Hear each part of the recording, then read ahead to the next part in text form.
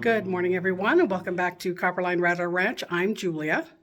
I'm going to show you some of the stuff we've gotten so far, not a lot of stuff, to start on this bathroom. So let me show you. So over here we have some mortar mix and some narrow concrete blocks. Those concrete blocks will make up the walls that will separate the shower from the rest of the bathroom. And of course, they're going to get tiled similar to what's going to be on the inside of the shower. So that's kind of cool that we're at this point. We still haven't decided how we're going to do the floor exactly to get it level. But I did look up on Mr. Google Pants how to make your own concrete leveling compound. What I found, and I suspected this, was that you can make it from 5 parts fine sand to 1 part Portland cement. Our problem right now is we can't find any Portland cement. It's kind of one of those supply chain things, even though a lot of it is created here in Arizona. Go figure. You'd think that the home state would be the place where you'd see it. We'll have to keep looking. Last time we got it from a store in Douglas, Arizona. We'll have to check there again, see if we can get any, if we need to. So that's where the bathroom stuff is at. Let me show you what I'm going to be working on today. So we're on the west side of the house. This is the only overhang that we have, and it's very minimal even now, of our roof over the house. So what I'm going to do is paint this soffit area under here and then apply a narrow strip of the wire mesh on the underside closest to the house, and that's going to grab the mud. I'm going to mud that up, and you can kind of see that the mud is kind of curved up like this, so we need to get it straight up and bluntly added to the soffit area there. So by doing that, it's going to even reduce that overhang even more. We wanted a little bit of overhang so we could have ample room for the gutter system to go in. And then in these areas, we haven't decided exactly where, perhaps in these little corner buttress areas and maybe 1 or 2 spots beyond, we're going to put some water catchment for rainwater catchment. Over in this area, you kind of see these little wood cleats. And this area here, this is going to be where our on-demand tankless water heater is going to go. And then the water inlet and outlet here, as well as a spot for the power. That's going to be a gas tankless water heater. So we will get an LP gas tank at some time in the future. But for a little while, we may just use some small propane tanks, which is kind of what we're using in our RV right now. That's the only thing that's going to be heated with propane in this house, so it won't be a big deal if we're just heating a little bit of water on demand in smaller quantities. So that's what's going to be going on in this area. And then, of course, the bathroom bottle window from the outside. And over here in this other buttress corner, ooh, sunlight. We'll put another water storage tank, and quite possibly, I don't know if one will fit over here with the bottle window, but like I said, probably in this area here, in this area by the bedroom window, west window, the buttress corners on each end. So that will give us ample. We'll just start with a couple. You can see the rain that we've had so far has taken down some of the mud that we've put on. That's just preliminary mudding. I'm not really worried about it. And that mostly happened, I have to say, after we put the joists up. You know, those joists by themselves were trailing water in this direction off the west side. And then, of course, once the plywood went up, then more of it came shooting down. So we really have to get that gutter up there. So this week and probably part of next week, we are expecting quite a bit of rain. Like a typical monsoon, it should be raining almost every afternoon, up to probably ½ an inch, hopefully nothing horrendous. So we really feel like we want to at least get this done. And that's another reason why we're waiting on the roof is because first off, we haven't decided what kind of membrane that we're going to put on there. We have to think about the expense and the durability and ease of repair, availability. Some of these things are just outrageously overpriced, and some are not worth the time to think about. So we've got to make those decisions. But in the meantime, like I said, we've got lots of monsoon still left. So we'll get this done on the outside, and then we're going to start working on that bathroom. So let me show you what I'm talking about as far as this mud to the soffit goes. You can kind of see, it might not be able to clear, but you can watch my fingers curl up. So what I'm going to do is paint all this to protect it, just with some kills right now. And then, at a later time, we'll paint it a color that will complement what we end up doing on the outside of the house. So what I need to do then is take the mud and take it up along a nice line here. So this area here on the wood will need that wire mesh so that the mud that I push up there will grab and that it won't separate. This is not separation from the mud to the wood. This is just how this soffit ended up on the mud that we had already had here when we finished the damaged wall. Part of this wall was damaged as well. It had to be redone in cob. So I've got to paint all this, put my wire mesh up, and then mud. Just kind of bring it flush up so that's right there with soffit. That will leave us really not a whole lot of soffit, maybe about 6 inches. Maybe you can kind of see as we look down the line there. Some areas are a little bit worse than others. It's a natural building. It's made out of natural materials. We're going to have some irregularities, which actually, in my opinion, adds to the character of the house. You don't want a house that has no character. You want a house that says something, that says who you are and why it's here. And something that we'll get to talk about for the rest of our lives, the remaining years of our lives. And our children and grandchildren will be able to talk about after we're gone. All right, there you can see the area that I've painted and the wire mesh that's stapled up there. So that really didn't take me all that long, maybe hour to paint and just about a half hour to stick that wire mesh up there. It's ready to go for mud. So because the skies are kind of ominous today and we're not sure when we're going to get rain, I'm going to skip the mudding part today and try and get it done in the morning maybe. Usually we get rain in the afternoon, like I said earlier. So we'll see how that goes. But today I'm not going to put fresh mud up there. So the likelihood that we're going to have some pretty heavy rain the rest of the week, we're going to go ahead and do a mock-up of our block walls that will go in the bathroom to separate the shower from the rest of the bathroom. So that's what we'll be showing you next. Let me show you our rather crude design first. So this is kind of the layout design that we have planned. This represents the bottle window, and then the walls around the shower, our intention is to have them stair step all the way up. Of course, this just represents, this is the shower side where the shower head will go. It won't be that high. We're not that tall. That's like over 6 feet up. It'll actually be behind this area here. We're pretty short people. And then this side will mirror in the stair steps all the way up, but of course it won't be as wide because we want most of the water to stay here. A nice wide area to get in through this doorway or pass through to get to the shower. Dawn, I don't know if a lot of you people know, had a cousin who was wheelchair bound from the age of 16 after a tragic accident that he was in. He has since passed away. But all of his life, his adult life, he was in a wheelchair, and Dawn has been very conscientious about trying to make everything wheelchair accessible.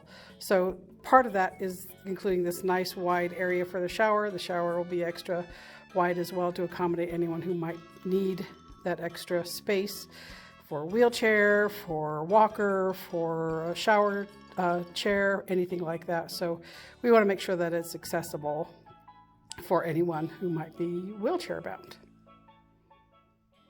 All right, so I'm gonna just build one of the walls, the shorter wall, just to kind of see what it looks like. I don't want to have to move all these blocks at once and then move them all back out again, because we haven't yet decided on exactly how we're gonna level this floor. We're still toying around with ideas, and for whatever reason, like I said, Portland cement is hard to find. Leveling compound is kind of expensive for all that it really is. So I think what we'd like to do is try the Portland cement to sand mix and go that route, which is a homemade type thing. 1 part Portland cement to 5 parts sand, mix it up, get it nice and runny, and pour it on. We just want something that will accept the tile, get everything level, fill in these divots, that kind of thing. So let me go ahead and get onto this, the shorter wall, not shorter in height, but shorter in width. And we'll see how that goes.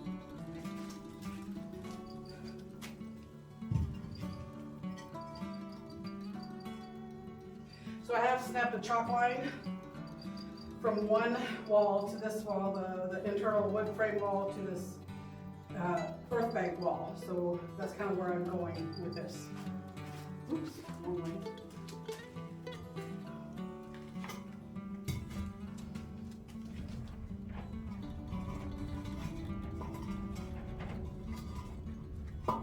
Kind of windy out.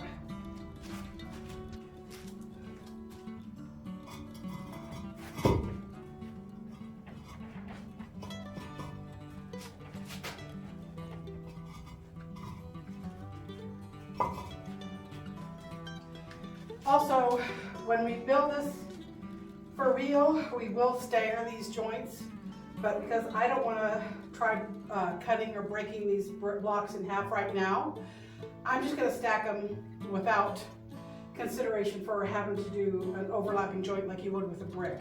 So for example, the next layer, I really should take one of these blocks, break it in half, and start with a half a block.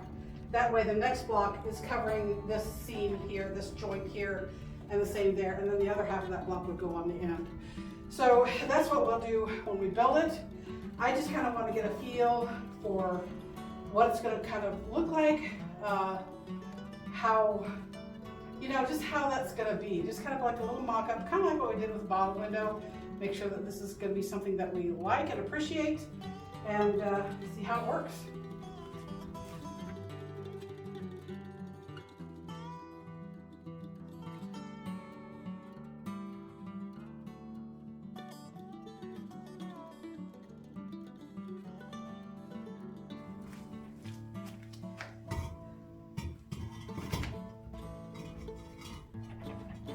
So Dawn went over to help our friend Tom with some tractor issues. So Tom has a new to him tractor. It looks like a beast, but he's having some hydraulic issues. So Dawn is taking some of our tools over to help him with his tractor.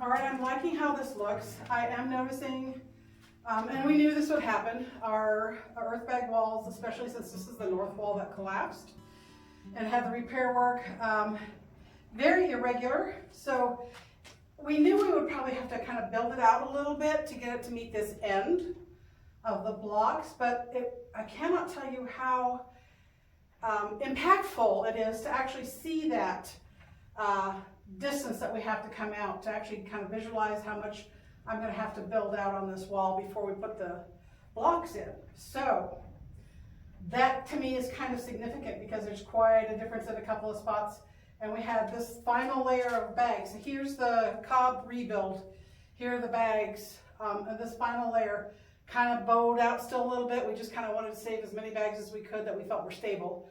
So that's a consequence of that. So let me bring it over here. You can kind of take a look. So you can see at the top here, There's quite a significance. This is the cob rebuild. This is one of those bags that's kind of really protruding out. And all the way down, you see my shadow there a little bit. But that really kind of helps us see that before we start this wall, we either need to mark or I need to go ahead and mud out and build that wall out in order to get it nice and level to meet this block wall. But otherwise, I think I'm pretty happy with the way it's going to be. What our goal was exactly what you see. Now on the opposite side, that wall will come out a little bit further. Can't find my finger, a little bit further out here. Still give us a nice wide doorway. But what we wanted was to make sure when you walk into the bathroom that you can see the full impact of that bottle window, because, you know, we're proud of it. This is Dawn's design, and it is truly beautiful. It's just early afternoon, and look at that light coming through. It's just phenomenal. And this is just with beer bottles, people. So, hey, you know, anybody can do this. If we can do something like this, you can do something like this. Look at the way other people have done it. There are a lot other types of designs. I know people who have done whole scenes, you know, a tree and a forest scene, people who have done fanciful scenes with bottles, people who are a lot more creative freehanding those bottles than perhaps Dawn and I are. So that is pretty impactful. There's a little bit of freehanding right there. And this gives us such a nice wide area. So this area is what we are going to be calling like the towel off area. So we'll probably have some hooks over here for our towels and robes. And then over on this side will be the shower. You know, the shower head's not going to be 6.5 feet up, but tall enough for us. And then where that block is represents where that wall will start to come out toward the middle, toward this center part. So I think before we do anything more, I'm going to have to put these blocks up, because the way they're stacked, since I didn't cut anything up, because I just wanted to see how impactful that might be, I'm afraid that they're stacked like this and they're going to fall down. So these are 8 inches this way, 4 inches this way, and 16 inches this way, a narrow slot block. And we chose the blocks that have the slot all the way through. You can get them where you have the slots on one end and capped off on the other.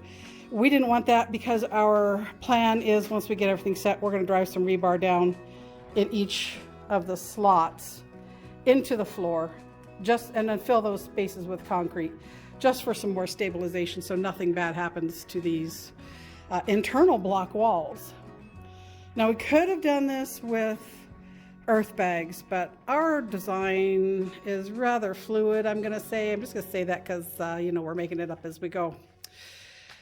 So that's that.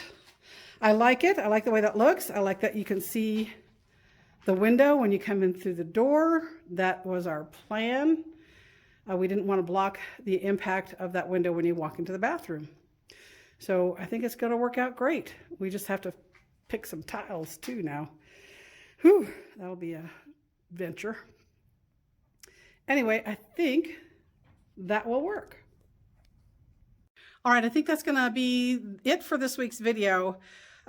With the possibility of rain, it's a little bit challenging to get some stuff done on the outside. I did get that Soffit painted and the wire mesh stapled in place. That's nothing exciting. I already showed you stapling mesh. That's no big deal. So that's in place, ready to go for mud. We're waiting to see what we're going to do for rain. It's been very, very windy outside today. We've had storms all around us. Nothing here at the ranch yet, but that doesn't mean that something's not coming. So we'll just have to see. And then the rest of the week, we're expecting quite a bit of rain. So hopefully in that time, while we're getting rain, we can work on this floor and get it all leveled out and get all the divots from the scaffold taken care of. It will also fill in any of the little cracks. If you recall, the flooring for video that I did showed you some of the cracks that happened on those cold edges that we did when we were constructing the floor. So when you do those cold edges, I think that's what they're called. Anyway, when you do those, you have the potential for cracking. along those joints. Ours aren't so bad. Let me show you.